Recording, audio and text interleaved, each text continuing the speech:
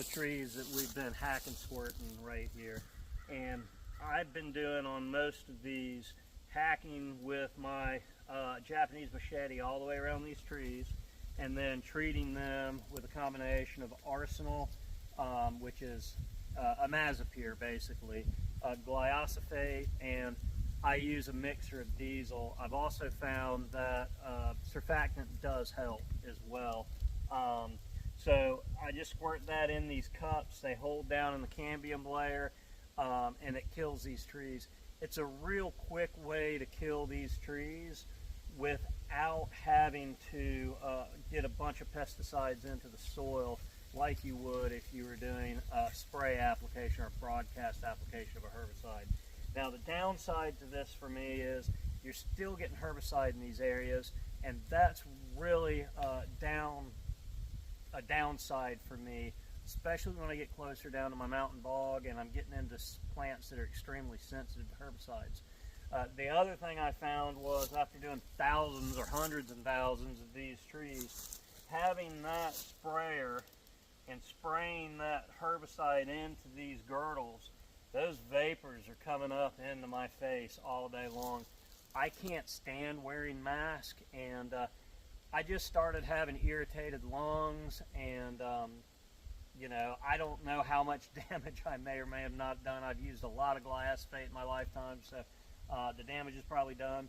But I've opted to cut the herbicides out, and I'm just girdling these trees down in these bottoms.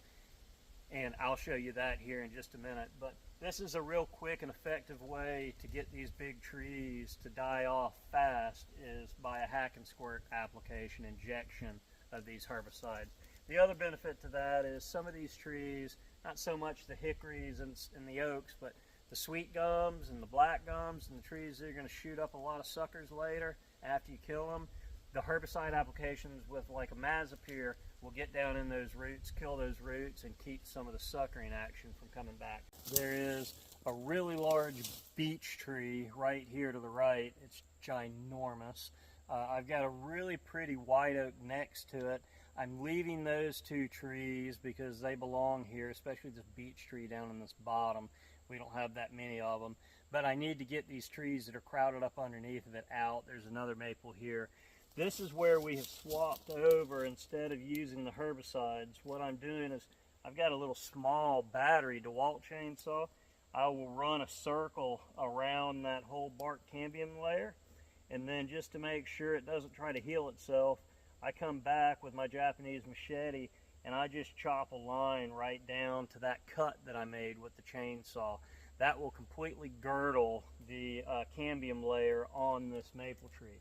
Now the question is, with these trees, especially these hardwoods, how long is it going to take for this girdle to kill this tree?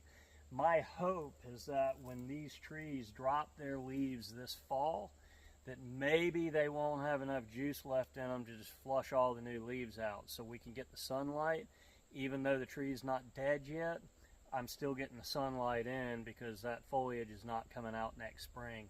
If it does flush out next spring, it is what it is. All the research I've done online says a girdled hardwood will take anywhere from 3 to 5 years to completely die. So the herbicide use is important if you need a quick kill. If you're working for clients that really want immediate sunlight, don't want to wait for these trees to die, and are not worried about the herbicide. I'm not overly concerned about the herbicide up on this high end of the drain that I'm working in, but where I'm going down here to show you in a minute, I'm very concerned about the herbicide. So if I have to wait, I gotta wait. Now, one of the other problems with waiting though is it's extremely hard to tell how much sunlight I've let in. I don't want these areas to be full sun immediately. I want them to be part sun, dappled sunlight with little sections of full sun. So if I go nuts trying to get everything to where I have sunlight right now, we're going to have nothing left, right? It's going to take possibly 2, 3, maybe even more years before I see how much sunlight I've really opened up across the whole scheme. Another concern I've had that I'm dealing with is this is an old, mature, multi-age forest, and I don't want to take big oaks and big hickories out unless I have to.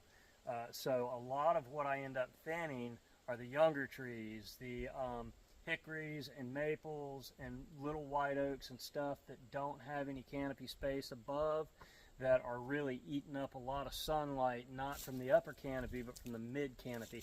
It's amazing how much sunlight you can get into these drains and these slopes just by opening up the mid canopy.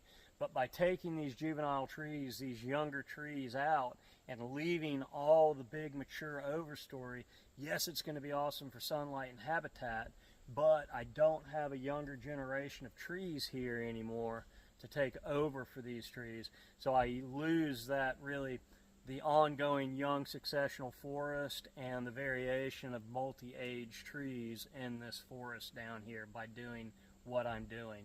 We will find out if it's worth it or not. I justify it in my mind by saying there's probably 30,000, 40,000 acres of national forest and other properties surrounding me that are identical to what I have here before I've done any work. So if I can improve this, if I can get the grass and the forbs in here, if I can let these big trees mature out and really produce, I can have something that's diverse and different than what everybody else has. So we can go round and round about whether it's native or not native, what state it was in the Ice Age and all that. I love that stuff. But the priority to me is wildlife habitat management, game. That's my priority. And how I get it is diversity. I want my property different than the properties around me, and I'm gonna achieve it. I would achieve it faster if I could do this 5 days a week, but I just can't yet. My day's coming.